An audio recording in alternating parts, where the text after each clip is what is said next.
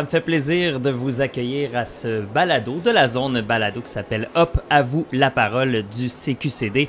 Et aujourd'hui, on a une belle discussion pour parler de l'entreprise quand on est deux sœurs comme entrepreneurs, parce qu'on sait que des fois, d'avoir des collègues de travail, on s'entend pas toujours bien. Comment est la relation quand c'est notre sœur? On va pouvoir parler de ça et également parler d'ouverture vers le marché international, vers les États-Unis.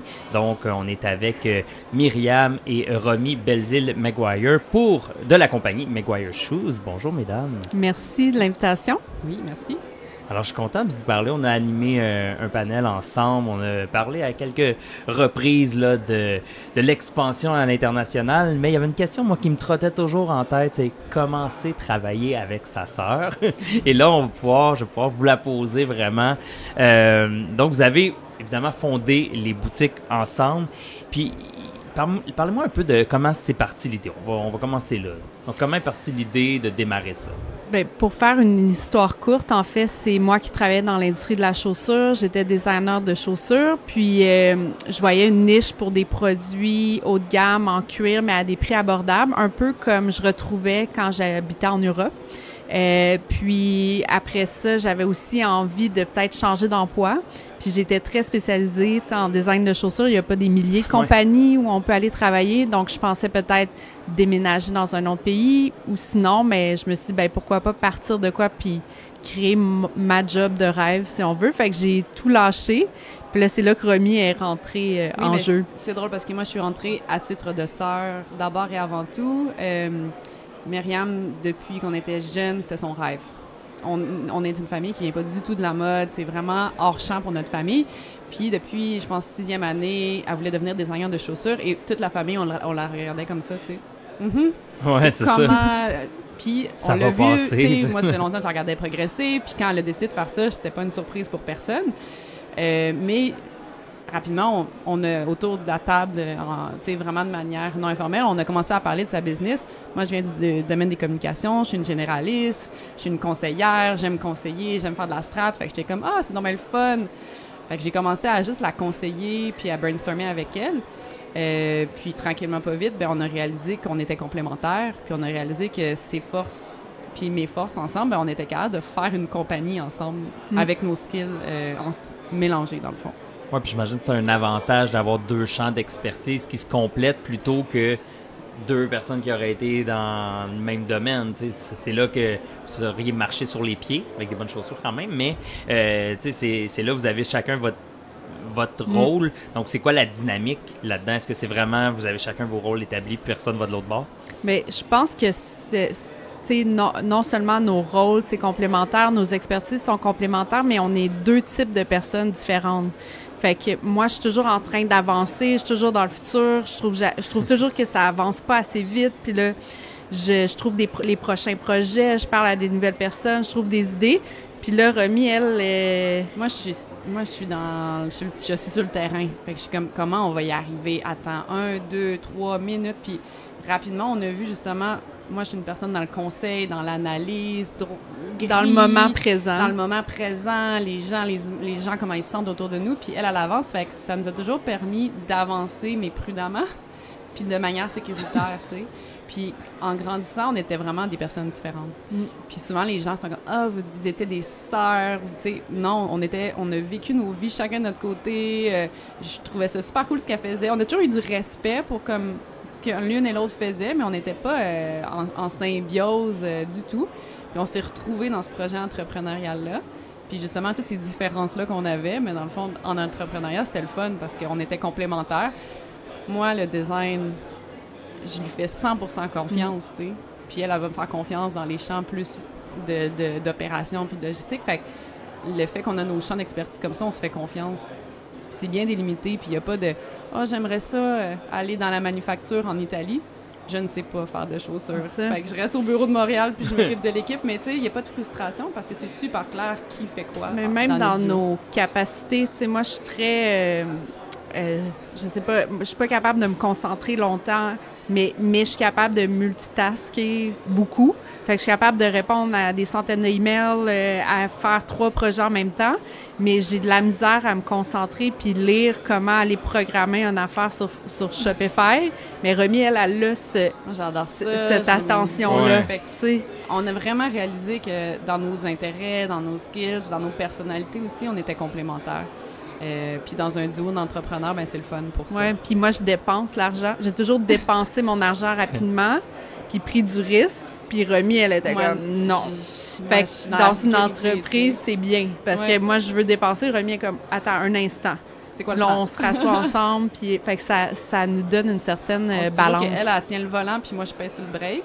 Fait que comme ça, on avance, mais tu sais, prudemment. C'est vraiment ça, notre duo entrepreneurial. Là, ça m'amène plein de questions. Là. C'est pas, je sais pas si c'est le parent en moi de 2 enfants aussi qui, en ce moment, peut pas en tout s'imaginer qu'un jour il y aurait une entreprise ensemble, puis peut-être que c'est le cas de vos parents, mais tu dis tu dépenses. Est-ce que à un moment donné la sœur qui dit on arrête, est-ce que tu sais, parce que je recommence ma phrase dans le sens, c'est plus ton entreprise d'une certaine façon, c'est ton expertise à la base. Est-ce qu'il y a des moments où tu as juste envie de dire hey, c'est moi là, c'est moi qui décide. Est-ce que ça arrive ou au contraire il y a un respect qui s'est installé de dire comme. Mais tu sais, Romy est partie en congé de maternité 2 fois depuis qu'on a pris l'entreprise, mais justement, quand je me retrouvais toute seule, j'étais comme, bon, je vais appeler Romy, voir qu'est-ce qu'elle en pensait. Fait que oui, j'aime ça, tu sais, je dépense puis j'avance tout ça, mais c'est pas au dépend de son opinion. Ouais, je veux quand même avoir son approbation à quelque part. Tu sais, si elle approuve pas, c'est peut-être que ça fait aucun sens puis il faut que je m'arrête, tu sais. Fait que je respecte, tu sais, puis là, quand j'étais toute seule, je me disais, bon, qu'est-ce que je fais avec cette situation-là? Attends, je vais appeler Romy. Puis justement, le fait d'être 2, là, c'est que plutôt que prendre une décision impulsive, tu as une deuxième personne qui est là, puis tu es comme, bon, on peut peut-être faire ça à la place, on peut peut-être prendre le temps d'y penser, fait que ça aide beaucoup. Ouais. Mais, tu sais, t'as vu, t'as hésité, tu sais, c'est plus ta compagnie. Ouais, non, ben, c'est ça. Pour moi, c'est ça qui est la clé de notre duo. C'est sa compagnie, parce que c'est elle qui l'a fondée, c'est elle qui a eu la vision, c'est elle qui connaît l'industrie. Ouais. Moi, c'est pas mon industrie. Moi, je me suis joint au projet. Fait que dans notre relation d'entrepreneur, il y a quand même cette hiérarchie-là. C'est installé naturellement. Elle est la numéro 1 et je suis la numéro 2 et il n'y a pas d'animosité autour de ça. Fait que juste faire ça, c'est super important. Ouais. Parce que pour moi, tu sais, des fois, je travaille pour ma sœur, là. Mais c'est déjà, il y a des gens qui font ça, mais tu sais, pour moi, c'est clair, c'est son entreprise, puis c'est la CEO, puis je suis la COO. Tu sais, pour moi, la hiérarchie, on l'a établie jour 1. Ouais. On avait un ami qui était dans un trio d'entrepreneurs, tout le même actionnariat, puis c'était difficile de prendre des décisions, ça bloquait, nanana, puis il nous avait dit, faites pas ça, c'est juste de la chicane. Fait que nous, jour 1, on était comme, on va faire un actionnariat où c'est clair, il y a un numéro 1, un numéro 2, puis ça va avec aussi la part de chacune. Fait que pour nous, ça, là, on l'a éclairci. C'est plus au-dessus de notre tête. Fait que, tu sais, c'est notre compagnie, mais c'est sûr que c'est Myriam le numéro 1 de la compagnie. Mais tu sais, ce que je voulais dire aussi, c'est qu'il doit arriver dans une entreprise, disons, non familiale, que, bon, il y a le président, il y a le vice-président, et là, des fois, chacun veut tirer la couverte de son bord. Fait que de dire, non, je pense qu'on va pas investir là, on va investir plutôt là. Tu vas faire comme, bon, c'est parce que il y a quelque chose, une idée derrière ça, alors que là, ben, c'est notre sœur. C'est pas quelqu'un qui va nous trahir. On a une confiance un peu aveugle. Donc, on est dans la transparence, puis même si on n'est pas... il n'y a pas de gêne aussi. C'est ça, puis même si on n'est pas dans le même actionnariat, on a quand même, on a le même salaire, on a fait des structures pour... Moi, j'ai pas d'enfants, Romy, elle a des enfants, fait que ça va tout aller au même endroit, en bout de ligne, tu sais, veut pas. Fait que on est... C'est ça, tu sais, c'est pas vraiment un enjeu pour nous. Mais tu sais, quand on n'est pas d'accord, moi, je me suis fait quand même... Tu sais, moi, avec moi-même, je me suis dit, c'est pas vrai que, tu sais, dans une compagnie, ça prend une personne qui a quand même un veto à un moment donné. Tu sais, il y a des choses, des fois, on n'est pas d'accord, puis moi, j'ai avec moi-même, quand c'est son... Tu sais, puis c'est souvent elle qui a l'expertise. Donc, moi, je la suis pour de vrai. Tu sais, on va s'ostiner, mais à un moment donné, je pense que ça vient aussi d'avoir travaillé avant d'avoir la compagnie. Je l'ai vécu avec des gestionnaires, mais mon gestionnaire, c'est mon gestionnaire. Fait que j'ai l'habitude quand même fait qu'à un moment donné, je vais la laisser. Je suis comme, OK, je te suis. je suis pas d'accord. J'ai émis tous mes points, tu les as entendus, mais je te suis. Parce que c'est ça, une compagnie aussi, à un moment donné, on va pas avancer, tu sais, on n'est pas... Fait que pour moi, j'ai quand même je me suis fait j'ai cette entente verbale, mentale-là avec moi-même.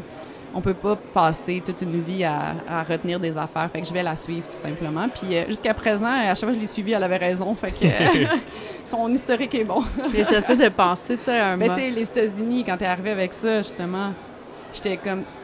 Es-tu malade? Ouais, tu rêves, là. Moi, j'étais là, attends, là, comment, nanana. Elle était comme, oui, j'ai fait une liste, c'est pas si compliqué. Puis là, elle m'a présenté le plan. J'étais comme, OK, je pense que, OK, oui, je vais être capable de faire ça, OK. Puis là, fait que, mais c'est un exemple. Mais j'avais pas comme, l'impression que je te tordais le bras. Non plus. T'sais, justement, j'ai fait mon case, puis là, je lui ai présenté, puis ça l'a convaincu. Fait que moi, le fait que j'ai réussi à la convaincre, je me disais, OK. C'est ça, tu l'as convaincu comme une présidente va convaincre un actionnariat ou un collègue de travail et non comme, parce que la sœur aurait pu dire « Oh, fais-moi confiance, là, regarde, ça va marcher. » Oui, mais si j'avais pas réussi à la convaincre, là, je me serais mis à douter de moi-même.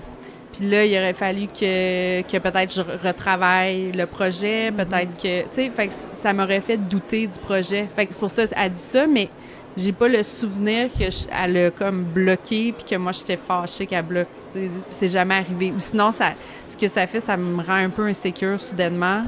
Puis là, je me remets en question. Mais c'est drôle parce que je vous entends, puis je me dis, je suis pas certain que n'importe quelle deux sœurs qui nous regardent, ou deux frères, ou peu importe, là, frères-sœurs, c'est pas une recette, je pense, qui peut être gagnante pour tout le monde. J'entends beaucoup de maturité dans votre voix, dans vos réponses.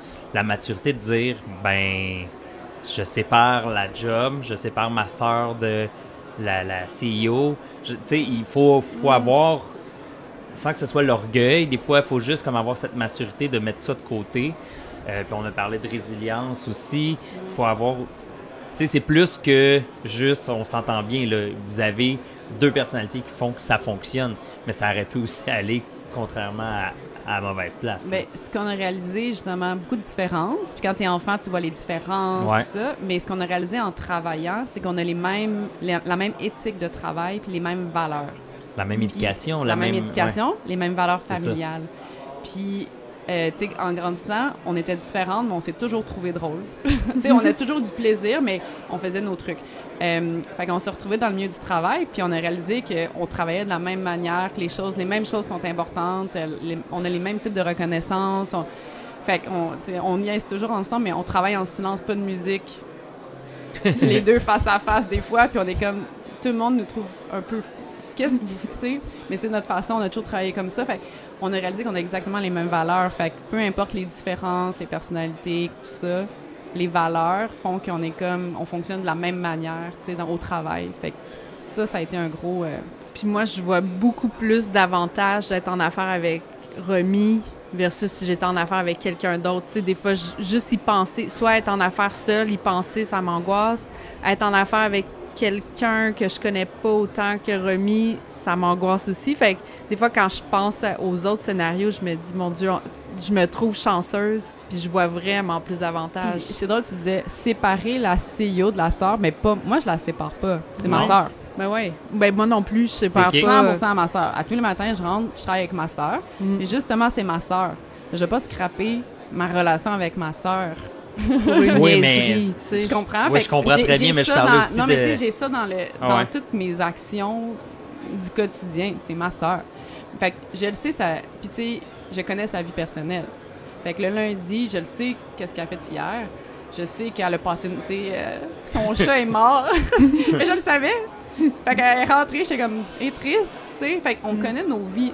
J'ai pas dormi la nuit dernière. Ouais, j'ai un bébé. T'as même pas besoin de le dire, c'est ça, elle va le voir. Fait que l'entrepreneuriat, c'est partout, c'est notre vie, tu sais. Ouais. Fait que les deux facettes se retrouvent ensemble, puis ben dans le quotidien, les deux facettes sont là, mais pour moi, c'est un facilitateur, justement, parce qu'on peut sauter des étapes, tu sais.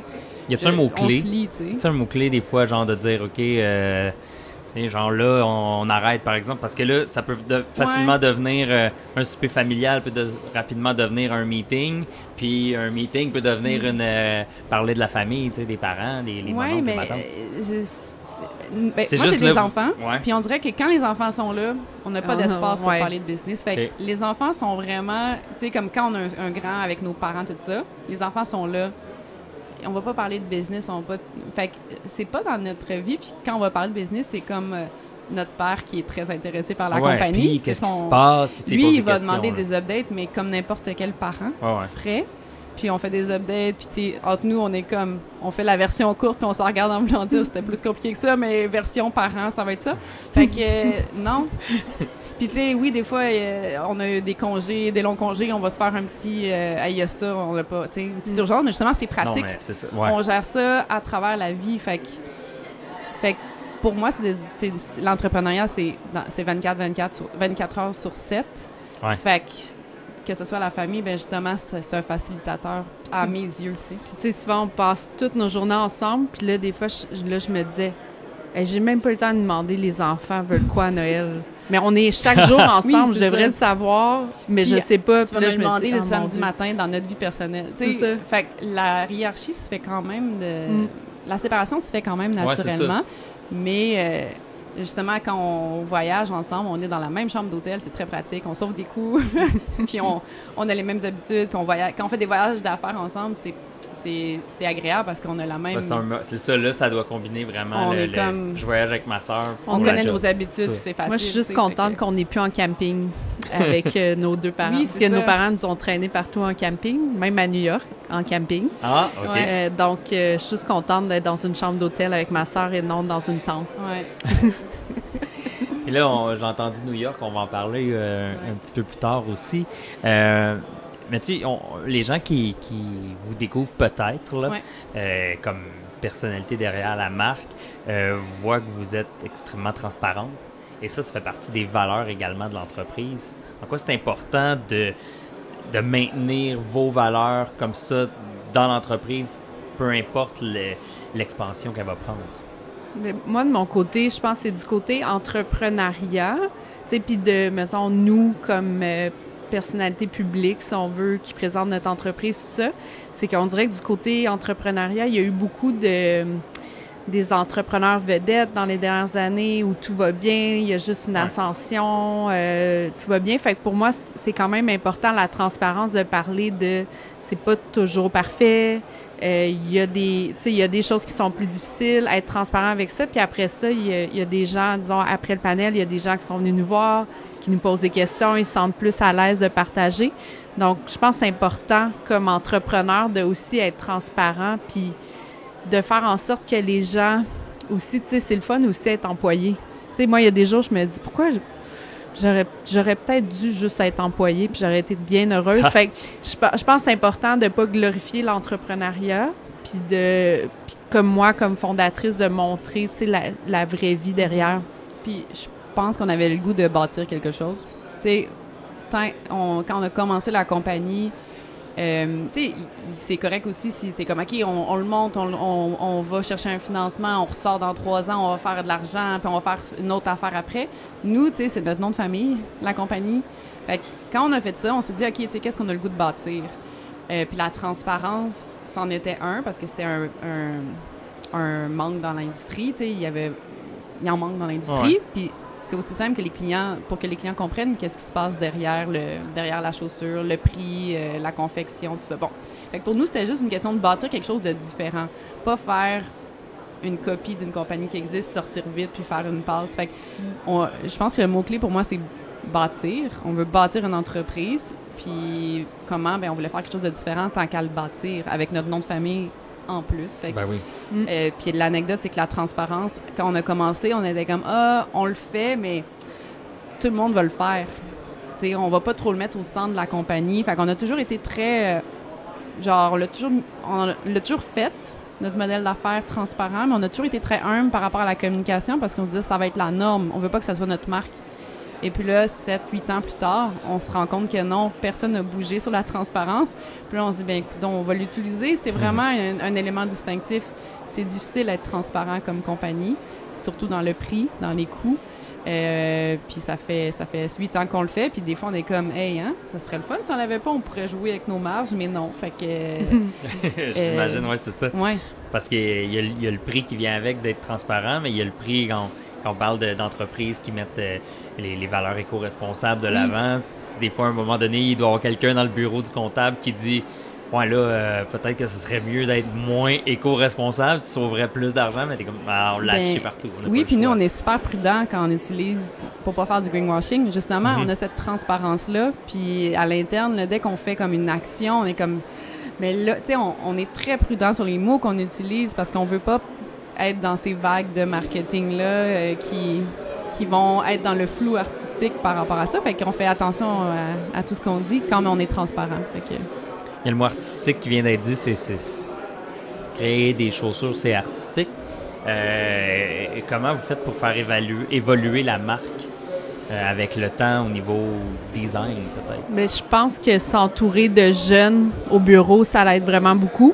Fait qu'on a toujours un flux de nouvelles personnes passionnées par la mode, qui ont des opinions. Puis je trouve que, tu sais, des fois, quand t'es dans ta vingtaine, t'as des opinions fortes par rapport à la mode, parce que t'as du temps pour y penser, tu t'informes, tu regardes sur les médias sociaux, tout ça. T'as pas toutes les responsabilités d'une jeune mère ou t'as pas toutes les responsabilités d'une entrepreneur. Fait que c'est le fun de garder ça dans notre équipe, tu sais, la passion de la mode, puis tu sais, les émotions fortes qu'ils ont. Puis moi, je me souviens de moi, à 25 ans, qui avait des émotions fortes, puis qui arrivait à M. Aldo, puis qui m'écoutait. Tu sais, fait que moi, je veux la même chose. Puis une chose qu'on fait, c'est faire le tour des magasins aussi pour aller aussi rencontrer les jeunes qui sont dans les boutiques, pas juste ceux qui travaillent au siège social. Donc ça nous permet de renouveler nos designs, puis ou sinon, c'est la recherche, le voyage, jamais arrêter de voyager, rechercher des nouvelles marques, des nouveaux matériaux. Mais ça, quand tu fais du design dans la vie, t'as une méthodologie, tu sais, que tu suis. Fait que t'as comme une recette gagnante. Tu sais, en premier, on regarde la semaine de la mode. Après ça, on regarde tout ce qu'il y a dans les boutiques. Sur les tables centrales dans les boutiques, c'est ce qui va le mieux. Tu sais, quand tu rentres chez Saks à New York, ben la première marque qui est au centre, c'est toujours la marque du moment. Tu sais, ça fait des années que je visite les mêmes magasins, là, grands magasins partout en Europe puis aux États-Unis. Puis je sais c'est quoi leur stratégie, je sais c'est quoi la marque du moment. Fait que t'as quand même une méthodologie qui fait que tu peux toujours savoir ce qui est l'article du moment, puis après ça, travailler des versions, changer ça. Fait qu'avec l'expérience aussi, tu comprends bien qu'est-ce qui va bien vendre, qu'est-ce qui va performer. En y donnant la recette, votre recette, qui est de la qualité à un coût qui ne sera pas aussi important que d'autres. Quand on voit une tendance qui est vraiment... qui passe moins bien à travers le temps, on essaie toujours de l'adapter pour qu'elle soit un peu plus intemporelle. Okay. Donc, ça, c'est une chose, je pense, qu'on fait bien. C'est de voir les tendances à l'avance, puis après ça, lui apporter un côté intemporel pour que, je peux en parler parce que ça arrive en ce moment, tu sais, les années 2000 sont de retour. Moi, je les ai vécues, les années 2000. Mais là, les jeunes au bureau qui sont Gen Z, eux autres, ils les découvrent, sont excités de plein de choses que moi, je me dis, ah non, j'ai déjà porté ça. Donc là, je vais faire une version plus intemporelle pour que la fille comme moi qui a déjà porté ça est intéressée au produit, puis pour que la Gen Z, ça lui parle aussi. Pour donner l'impression faut toujours de remettre les vieilles bottes qu'on avait à 12 ans. Une touche de modernité, tu sais, aux tendances du passé. Fait que c'est un peu ça, notre recette. J'aime que tu dises notre, parce que tu vois, tu sais, quand on parlait de séparation des expertises, là, tu sais, moi, c'est tout son lead, puis c'est là où je lui fais 100% confiance, puis il me présente les collections, puis après, moi, j'ai une opinion commerciale, tu sais, sur les ventes, là. Ce qui peut se vendre mieux, puis mais peut-être comment le mettre en marché. Puis je pense que nos forces, c'est justement que c'est à la tête de la compagnie, c'est une designer, c'est le produit, c'est le produit qui passe toujours avant, parce qu'elle a toujours toutes les tendances, puis what's next en tête, puis je pense que c'est une force. C'est déjà arrivé des désaccords au niveau créatif?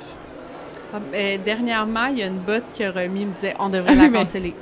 Je pense pas. Oui, mais moi, tous mes commentaires sont sous... c'est Puis toujours on veut tout savoir. apprendre. Oui, mais Oui, là, mais c'était pas une chicane. Non, c'est c'était pas une chicane. une discussion parmi tant d'autres. Puis là, on est allé la montrer en boutique dans tous nos magasins, puis c'est là-bas que tous les gens de la boutique disaient « Ah, ça va tellement bien vendre. » Mais là, elle n'est pas sortie encore. Peut-être que tout le monde a tort, puis Romy avait raison, fait qu'on va le voir. Est-ce qu'il n'y a pas eu un moment genre « Ouhou, je te l'avais dit! » Non, mais c'était un soulagement, parce que là, je lui ai dit les magasins l'aiment vraiment, fait qu'elle s'est dit « OK, c'est bon. » Tu sais, ça le... Parce que soulagement. Puis encore là, moi, j'ai toujours mon rôle de... Je suis toujours... Parce que souvent, les employés, à un moment donné, vont suivre le lead aussi de la direction, tu sais. Fait que moi, je suis la seule qui se permet d'être comme... Êtes-vous sûr que c'est bon, ça? T'sais? Ouais, c'est ça. À un moment donné, c'est-tu l'employé qui est comme... C'est ça. Fait que dit moi, ce que la patronne veut entendre. Je me permets toujours tous mes commentaires, mais c'est là où, justement, quand on revient, c'est son expertise. Fait que si elle y croit, malgré que je l'ai challengé, on avance. Je pense que des fois, tu sais, quand on a des conflits, c'est là où c'est les sœurs qui ressortent. C'est plus comme... Tu sais, ça ressort des choses qu'on fait, comment, tu sais, quand on se pique un peu comme enfant, là.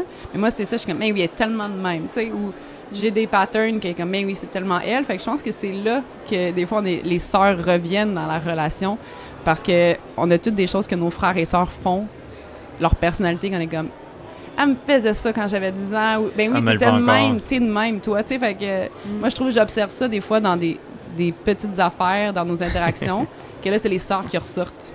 Parce qu'on n'a pas de filtre, justement, comme sœurs, tu sais. Avant de passer à New York, as-tu déjà eu un appel de papa ou maman dire « Là, ça suffit! » Non, mais notre père est très, très, très intéressé. Ouais. Je pense que lui aurait peut-être aimé ça, faire ça, tu sais, comme ça l'intéresse beaucoup, beaucoup. Puis en même temps, il est très... Ben, le côté sécurité vient de là, mon côté sécurité. Fait que, mais non, nos parents sont fiers, mais ils viennent pas de l'industrie. Ils sont juste comme wow. Peu importe ce qu'on fait, ils sont comme wow.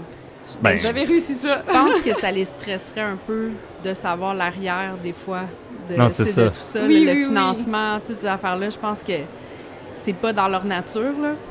Des fois, c'est mieux de rester à voir le résultat. Je pense que ça les stresserait peut-être. Mais tu sais, eux, de l'extérieur, ils trouvent ça beau, je pense. Puis je pense que oui, ils sont fiers de voir leurs filles ensemble. Comme tu disais, tu sais, quand tu regardes tes enfants, t'es toujours comme, ils vont-tu encore s'aimer enfants, tu sais? Comme adultes, c'est ça, on l'espère qu'à un moment leur donné... enfance pour que, comme adultes, quand nous, on n'est plus là, que ça continue. Fait que c'est sûr que je pense qu'ils sont contents de nous voir unis dans une entreprise.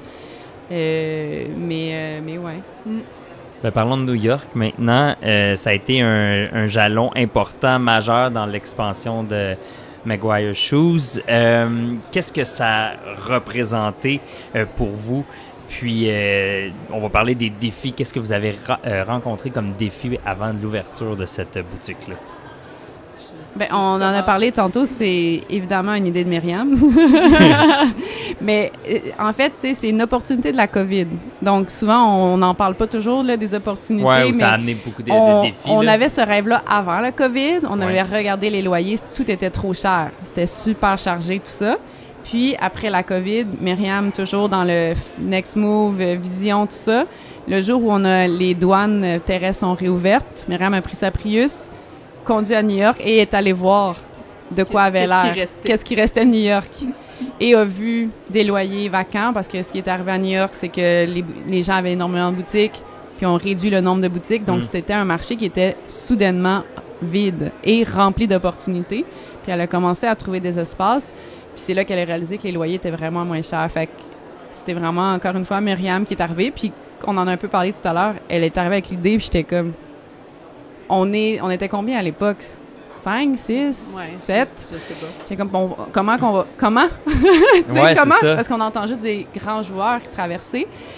Puis là, elle m'avait dit, on a fait un programme d'exportation. Je pense que c'était avec la Chambre de commerce à l'époque. Puis elle était comme, ils nous ont dit les étapes. On va faire une étape à la fois. Puis le plus dur, c'est de trouver le loyer. Puis là, elle avait trouvé des agents qui magasinaient pour nous. Puis un jour, l'opportunité est arrivée, puis on a sauté sur l'opportunité. Mais quand on a visité l'espace à New York, on avait des masques encore. Puis je pense que on a signé le financement, puis le Québec refermait pour le temps des fêtes, tu sais. Puis là, on était comme, on y croit. On y croit. Tu sais, on y croit qu'on est là juste avant. Puis c'est ça qui est arrivé quand on a ouvert en juin 2022. La ville de New York était pleine, c'était effervescent, c'était c'était le fun, tu sais. Fait qu'on a gagné notre pari, mais ça demandait de la vision. Puis un petit peu je pense que c'était mon projet pour me motiver moi-même après la COVID qui avait été tellement difficile. Tu sais, on a vécu tellement d'épreuves une après l'autre que j'avais besoin d'un projet fort pour motiver, pas juste moi, mais aussi tout le reste de l'équipe. Fait que, tu sais, on sortait tout de la COVID, on entendait juste des mauvaises nouvelles, le commerce de détail va pas bien. Fait que ce projet-là est venu comme ajouter de la motivation à tout le reste de l'équipe parce qu'il n'y a pas juste moi puis Romy, mais tu sais, imagine, tu es une jeune qui travaille avec nous depuis 2 ans, puis soudainement, elle dit à ses parents, « Hey, la petite compagnie pour laquelle je travaille, ils s'en vont à New York. » Puis là, ses parents, soudainement, sont là. « OK, c'est sérieux, c'est vrai? Ta job. » Fait que, tu sais, il a aussi changé le mindset de tous les employés puis qu'ils se disent, non, je travaille pour quelque chose de sérieux. C'est pas juste une boutique à Montréal puis Toronto, c'est une marque. Ça s'en va aux États-Unis. C'est sûr que dans un portfolio, ça paraît, là. Oui, puis c'est venu aussi aider la motivation globale de l'équipe. Puis finalement, ça s'est fait plus facilement qu'on pensait parce qu'on l'a fait à notre échelle. On a fait exactement la même chose qu'on a fait quand on a ouvert Montréal ou on a ouvert Toronto. On l'a fait tranquillement. On n'a pas engagé quelqu'un qui coûtait plus cher. On n'a pas engagé un bureau de consultation qui coûtait... Tu sais, on a vraiment fait... Une firme de PR. Non, parce que des fois, tu te dis, je pourrais pas aller à New York si on me fait pas une étude de marché très, très poussée. Je pourrais pas aller à New York. Tu te donnes plus de raisons de pas y aller. Tandis que si tu y vas simplement, les risques sont moins élevés. Ouais. C'est Myriam et moi qui avons déménagé les 80 boîtes de chaussures sans boîte. C'est ça.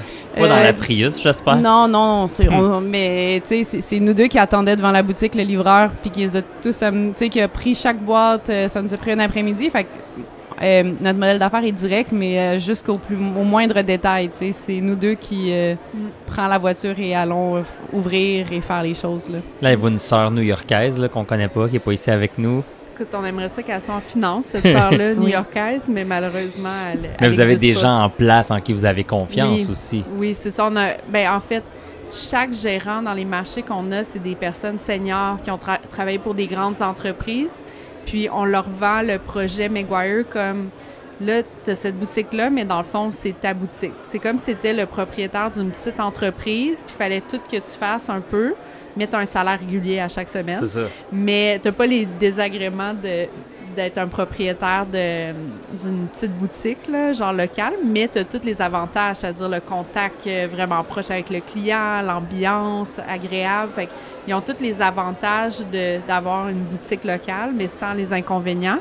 Puis ça fait qu'on a quand même un taux de rétention intéressant. Tu sais, Roy est avec nous à Toronto depuis 2020. Puis Deb, on l'a engagé je pense qu'on ouvrait 2 semaines après qu'on l'ait engagé, donc il fallait vraiment trouver. À New York, c'est la seule qu'on a passée en entrevue parce que c'est la seule qu'on aimait sur papier. Puis on l'a trouvé fantastique, on l'a engagé, puis elle est encore avec nous 2 ans plus tard, donc on est super contents. Puis qu'est-ce qui a motivé le choix de New York? Bien, pour nous, en tout cas, tu sais, dans le domaine de la mode, il y a 4 villes de la semaine de la mode, donc New York, Londres, Paris, Milan. Donc, c'est la capitale de la mode qui est la plus près de Montréal. Le fait qu'on peut se rendre en voiture, c'était moins stressant pour nous. Que tu te dis, je suis toujours... Si demain, il y a un gros problème avec ma gérante, mais moi, je peux prendre ma voiture puis arriver là, tu sais, dans la prochaine heure, puis on peut tout régler. Donc, le fait que ça soit proche géographiquement, ça nous a encouragés comme petite entreprise. Fait que New York, c'est un choix qui faisait du sens. Puis tous les médias aussi en mode sont basés à New York. Donc, à LA, c'est les célébrités. Fait que c'est tous les agents d'artistes, les firmes de PR, les célébrités. Puis les magazines, Vogue, Bazaar, tous ces magazines-là sont à New York. Donc, ils nous ont vus dans la rue. Puis là, maintenant, ils nous contactent. Donc, ça fait de la visibilité qu'on peut aller chercher plus facilement. C'est drôle parce que moi, ma raison est différente. Ah oui? On avait des clients. Ah oui, c'est vrai. Ah oui? C'est là, tu vois, complémentarité. Les gens qui... en fait, on avait ouvert, tout simplement, le shipping aux États-Unis, puis les gens ont commencé à acheter de manière organique. Puis en regardant les données, c'était New York et Brooklyn qui étaient comme nos marchés organiques. Puis on était comme, comment ils nous ont trouvés? C'était ça vraiment qu'on se posait comme question. Médias sociaux et tout. Fait qu'il y avait un bassin qui était là. Puis de manière pour les logistiques, évidemment, tout ce qui est frais de livraison, on est du même côté, puis quand on regardait les frais de livraison, Montréal-Toronto, Montréal-New York, tout faisait du sens versus...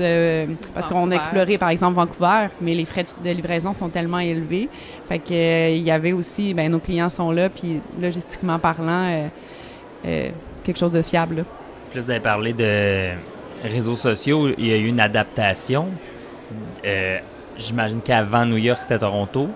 Donc, il y a eu l'ajustement de passer peut-être à l'anglais dans les réseaux sociaux, ce qui a permis d'être prêt pour New York. Est-ce qu'il y a eu d'autres ajustements en plus de ça? Dans la logistique, l'ajustement, c'est surtout pour moi qui a commencé à faire des meetings en anglais. Oh. Non, mais tu sais, dans le sens que moi, j'ai toujours travaillé dans des milieux francophones, puis là, j'avais un manager à parler en anglais, tu sais, fait que d'un point de vue interne, c'était moi dans l'équipe qui devait apprendre à faire ça, mais sinon, c'est la distance plus que la langue. Là, mais dans la conférence, j'expliquais que dans le fond, au départ, on était en français, puis tranquillement, avec Toronto nous a permis de tranquillement changer la langue de nos médias sociaux. Puis ça nous a préparés pour New York. Fait que quand on est arrivé à New York, on était déjà prêts. On avait déjà des médias sociaux en anglais. Il y avait déjà un peu de gens qui nous suivaient. Fait que ça s'est pas fait du jour au lendemain. Puis c'est venu nous aider que New York se fasse puis en transition plus facile. Puis on regarde nos abonnés, puis on voit que plus longtemps tu es dans un marché, plus tes abonnés augmentent dans ce marché-là. Fait qu'on voit vraiment l'impact des boutiques sur les réseaux sociaux. Oui, les gens qui passent, les gens qui arrêtent, qui vous découvrent de cette façon-là. Oui. Et autant un dans le sens l'autre, les gens vous découvrent sur les réseaux sociaux, vont à la boutique après ça. Mais là, en termes de stratégie à plus long terme, est-ce qu'il y a d'autres régions que vous envisagez pour étendre la présence? Parce que là, New York, c'est prêt, Toronto, c'est pas si loin non plus. Ça, Paris, c'est un petit peu plus loin. Il y a comme l'océan entre les deux. Donc, ce serait quoi la prochaine stratégie? Moi, j'y pense chaque jour. Évidemment. Évidemment. Voyez encore. Elle dit, moi, j'y pense chaque jour. Elle dit, moi, je pense à des façons de te bloquer chaque jour. Moi, c'est pas à ça que je pense chaque jour. Non, mais sérieux, j'y pense chaque jour. Puis des fois, je suis comme, je peux aller là en voyage. Mais je pourrais aussi aller là en voyage. Puis en même temps, regarder s'il n'y a pas des locaux, regarder les prix sur le marché. Fait que je te dirais que les États-Unis, c'est grand. On est incorporé aux États-Unis. Fait que c'est sûr qu'il y a beaucoup, beaucoup de marchés à couvrir avant d'aller en Europe. Fait qu'en ce moment, puis là, j'essaie de sonder d'autres entrepreneurs qui ont des entreprises aux US. Puis il y en a un qui me disait, Miami, ça fonctionne super bien. Le Texas, ça fonctionne super bien. Mais là, moi, je suis comme, nous, on a des produits avec des saisons. Oui, on a l'hiver. On est nordique quand même dans notre ADN. Oui, donc là, je me disais, j'ai peut-être pas les produits pour aller dans... Parce que la Floride puis le Texas, c'est des États qui ont énormément d'argent en ce moment, qui dépensent beaucoup. Mais là, je me dis, est-ce que ça fait du sens avec mon produit? Est-ce que ces États-là vont aimer le type de produit? Fait qu'on se pose beaucoup de questions, puis on hésite entre oser aller où il y a plus d'argent, où ce que les villes sont en effervescence, ou rester dans notre climat où on offre quelque chose adapté au climat que pas tout le monde peut-être peut offrir. Fait qu'on essaie là-dedans, mais on a des villes, puis de son côté, Remi à regarder quelle ville on a le plus de ventes. Oui, mais ce que j'allais dire, c'est depuis le début de la compagnie, c'est toujours on a toujours le même fonctionnement, c'est qu'on va aller les tester tout simplement. Tu sais, on va pas se poser des questions puis avoir des tableaux pendant 5 ans puis se demander où la prochaine boutique. On va aller l'essayer. C'est quoi l'essayer? C'est-tu un pop-up shop ou un... Oui, c'est ça. Ouais. Fait que, ça se fait encore? Ça se fait encore. C'est plus difficile qu'avant de trouver des espaces libres parce que justement, il y en a de moins en moins. Avant, c'était plus facile. Mais oui, puis en ce moment, c'est aussi... Nous, ce qu'on a vu, c'est rentrer dans les communautés, rentrer dans les autres designers locaux. Quand on a fait Vancouver, c'est comme ça qu'on a réussi à se faire une belle communauté à Vancouver. On s'est mis amis avec d'autres marques locales. On est chanceux en chaussures, on est un peu seuls. Fait qu'on se joint bien avec les vêtements, avec tous les autres accessoires. Fait on a vu une recette gagnante à s'unir avec d'autres marques qui sont connues localement, qui ont leurs clientes. Puis là, on voit la cliente qui arrive devant nous. Est-ce qu'elle ressemble à notre cliente, puis tout ça. Puis je regarde aussi beaucoup pour... là, ce qui m'intéresse, c'est... Je suis allée, disons, à Portland. J'ai vu une boutique indépendante avec d'autres marques que j'aimais. Puis là, je leur demande, est-ce que je pourrais louer votre boutique pour... comme, je sais pas moi, un week-end, 4 jours, juste venir faire un événement dans votre boutique. Fait que là, tu as la promotion de cette boutique-là. Nous, on leur paie un loyer, donc c'est le fun d'encourager quelqu'un de local. Tu sais, quelqu'un que c'est peut-être pas facile tous les mois parce qu'il y a des produits niches, puis il fait partie de la communauté, puis il vend des vêtements faits aux États-Unis ou faits au Canada. Fait que là, tu arrives, tu lui offres un loyer, puis en échange, tu reçois sa communauté, puis tu crées des vrais liens avec la communauté locale. Fait qu'on regarde aussi beaucoup pour ça, des boutiques établies qui reçoivent des gens. Puis ça peut être une stratégie de...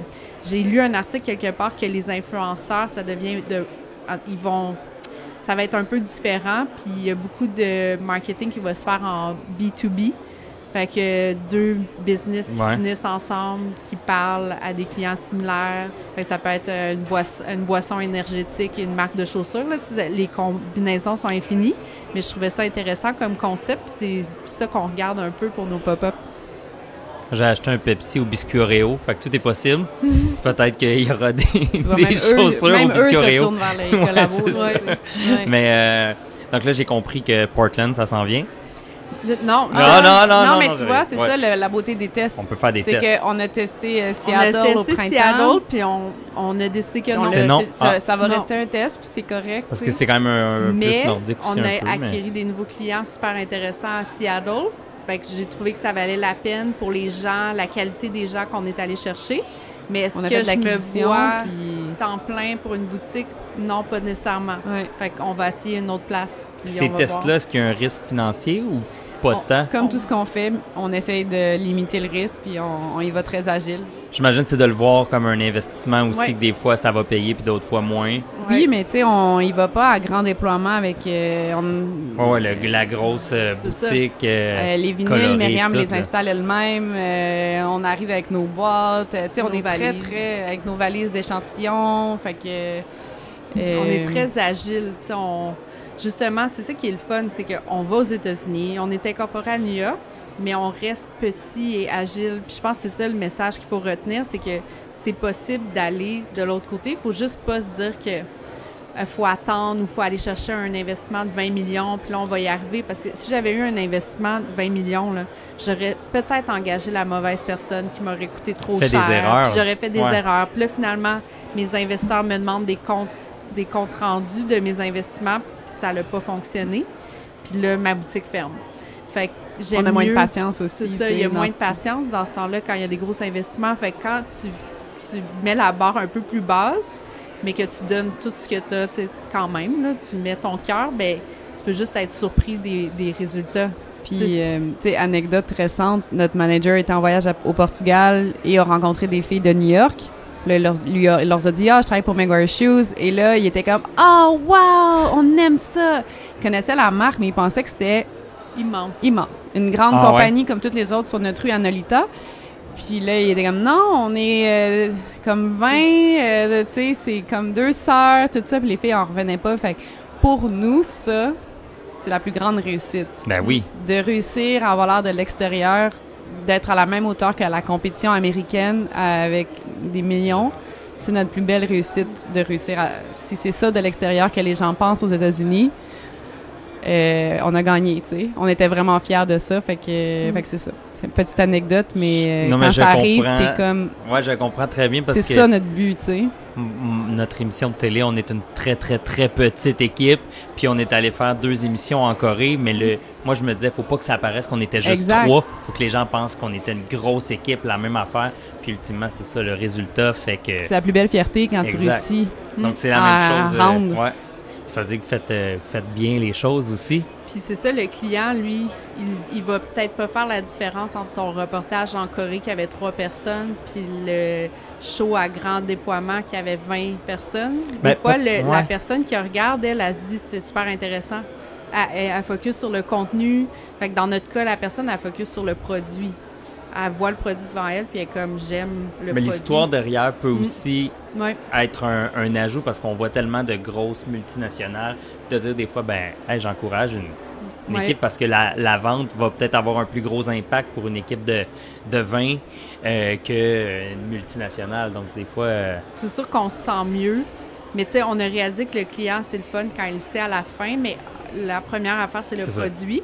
Là, un coup qui aime le produit, quand on lui dit que c'est une équipe, on est transparent, que c'est bien fait, que c'est Après, manufacturé il en se sent Europe. bien, tu sais. Là, c'est comme ça coche toutes les cases, puis je pense que c'est ça qui va faire revenir le client. Après ça, il y a le service client, puis l'après-vente. Oh, Mais si on fait tout notre travail, ils reviennent, puis en chaussures, c'est ça qui est agréable. Des chaussures, exact. ça s'use. Alors, pour revenir, pour en racheter. Fait que nous, on prend vraiment soin aussi des clients dans toute la chaîne.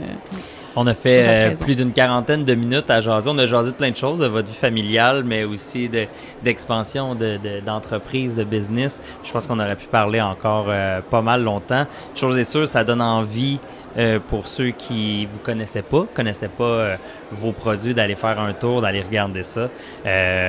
Donc vraiment un gros merci d'avoir été si généreuse et transparente.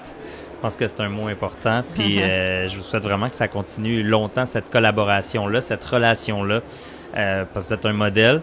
Je vais en parler avec mes enfants. Je vais leur dire d'aller regarder le balado, d'aller l'écouter, puis en espérant qu'un jour, ils vont avoir cette relation-là. Vous êtes très belle à voir. Merci beaucoup d'avoir été avec nous pour cette balado. Hop, à vous la parole. Alors, merci d'avoir été là. Puis vous pouvez aimer et commenter sous la publication si le cœur vous en dit. Merci à toi. Merci.